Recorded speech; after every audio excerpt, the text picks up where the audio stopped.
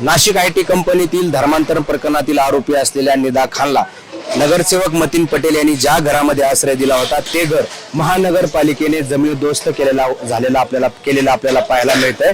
या अगोदर नगरसेवक मतीन पटेल यांच्या कार्यालयावरती आणि मालमत्तांवरती बुलडोजर जो आहे तो महानगरपालिकेच्या वतीने चालवण्यात आलेला होता आणि ज्या घरामध्ये निदा खान हिला मतीन पटेल यांनी आश्रय दिलेला होता त्या घरावर बुलडोजर देखील महानगरपालिकेच्या वतीने चालवण्यात आलेला आहे। आणि आपण बघू शकतो ताजी दृश्य आहेत। या दृश्यामध्ये आपण बघू शकतो की हे जे घर आहे ज्या घरामध्ये निदा खानीला आश्रय देण्यात आला ते घर महानगरपालिकेने जमीनदोस्त केलेलं आपल्याला या ठिकाणी पाहायला मिळतंय। बुलडोजर त्या घरावरती चालवलेला आहे। याच घरातून काही दिवसापूर्वी निदा खान जे काही कायदेशीर आदेश प्राप्त झालेले होते त्याचा कदाचित त्यांना अर्थ उमगला नसेल, मात्र न्यायालयाने त्यांनी जे मागणी केलेली होती 15 दिवसांचा कालावधी द्यावा आणि या कारवाईला स्टे द्यावा, तर या दोन्ही गोष्टी माननीय न्यायालयाने फेटाळून लावलेल्या होत्या। स्टे दिलेला नव्हता आणि जो कारवाईसाठी दिलेला कालावधी आहे तो पण योग्य असल्याच्या बाबतीमध्ये निरीक्षण माननीय उच्च न्यायालयाने नोंदवलेलं होतं आणि त्याच्या आधारे आमची जी काही शेवटची अंतिम नोटीस आम्ही दिलेली होती ती अंतिम नोटीसचा कालावधी संपुष्टात आल्यामुळे आज आम्ही ही इथं कारवाई पूर्ण केलेली आहे। निष्कासित करण्याची कारवाई पूर्ण झाली आहे।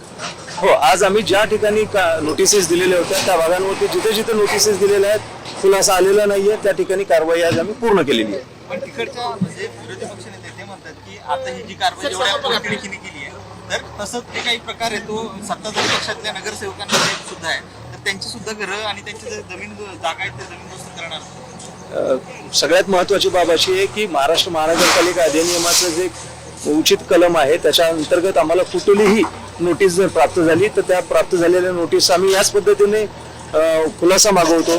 खुलासा जर कायदेशीर असेल, सर्व बाबींची पूर्तता करणारा असेल तर निश्चितपणे आम्ही तिथे कुठलीही कारवाई करत नाही। मात्र जर खुलासा असमाधानकारक असेल, कुठलीही बिल्डिंग परमिशन ऑक्युपन्सी सर्टिफिकेट त्याला घेतलेलं नसेल तर निश्चितपणे तो नगरसेवक ती व्यक्ती कुठल्याही पक्षाची असेल त्या ठिकाणी निश्चितपणे कारवाई ही करण्यात येईल। निदा खानला ज्या घरामध्ये मतीन पटेलने आश्रय दिला होता त्या घरावर अखेर महानगरपालिकेने बुलडोजर चालवला, जमीनदोस्त ते घर झालं आपलं पाहायला मिळतंय। बावळी सर, ज्या घरामध्ये आश्रय दिला ते घर देखील आपण आता जमीनदोस्त केले। हा फक्त केवळ एक संयोगाचा भाग आहे की ज्या ठिकाणी ते थांबलं होतं ते पडलेलं आहे। आमचे ह्या प्रोसिजर ज्या आहेत त्या नियमित पद्धतीने आम्ही वेगवेगळ्या ठिकाणी ज्या अनधिकृतपणे वसाहती उभ्या राहतात किंवा अनधिकृतपणे त्या ठिकाणी बिल्डिंग परमिशन्स किंवा ऑक्युपन्सी सर्टिफिकेट न घेता जे अशा प्रकारचे स्ट्रक्चर उभ्या राहतात ते आम्ही नियमित कारवाई करतो। आपल्याला माहिती आहे शहरामधले साधारण 8,500 ते 9,000 एवढ्या मोठ्या प्रमाणात आम्ही अशी इलिगल स्ट्रक्चर्स डेमोलिश केलेले आहेत। मात्र ही एक संयोगाची गोष्ट आहे की इथं त्या राहिलेल्या होत्या आणि आमची प्रोसिजर सुरू झालेली होती। म्हणजे हा जो योग आहे मतीन पटेल यांनी त्यांना त्या ज्या मुख्य आरोपी त्यांना इथं आश्रय दिला आणि तुमची कारवाई होती, हा योगायोग म्हणायचा का?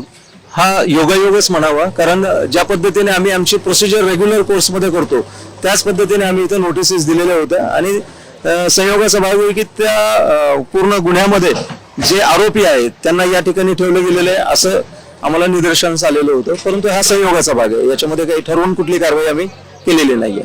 या व्यतिरिक्त आपण नगरसेवक मतीन पटेल जे त्याच्या किती मालमत्तांवर आज बुलडोजर चालवलं सर? ही प्रामुख्याने आम्ही 2 ठिकाणी कारवाई केलेली होती। एक जी महत्वाची कारवाई होती ती नारेगाव भागामध्ये होती। नारेगाव भागामध्ये एक राहतं घर होतं त्यांचं, 6 व्यावसायिक आस्थापना होत्या, त्यांची दुकानं होती आणि 1 कार्यालय होतं, तर ते आम्ही पूर्णपणे नेस्तनाबूत केलेलं आहे।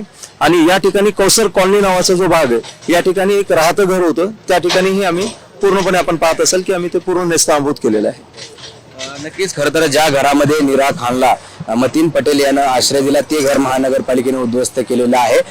या गुन्ह्यानंतर वावळे सरांचं असं म्हणणं की हा केवळ योगायोग आहे, ते त्या गुन्ह्यामध्ये सापडलेत आणि या घरामध्ये त्या मुख्य आरोपीला ठेवलं त्यानंतर आमची कारवाई झाली, हा योगायोगाचा भाग असल्याचं अधिकाऱ्यांचं म्हणणं। पटेल याने तिला आश्रय दिल्याचं जे ते समोर आलं होतं त्यानंतर महानगरपालिकेनं शनिवारी या घरावरती नोटीस लावून हे घर का पाडू नये याचं उत्तर मागितलेलं होतं, मात्र मतीन पटेल यांनी कोणतंही समाधानकारक उत्तर न दिल्यामुळं आज ज्या घरामध्ये निदा खान हिला आश्रय मतीन पटेल यांनी दिलेला होता ते घर महानगरपालिकेच्या अतिक्रमण विभागाने जमीनदोस्त केलेलं आपल्याला पाहायला मिळतं। अक्षय शिंदे, साम टीव्ही न्यूज, छत्रपती संभाजीनगर।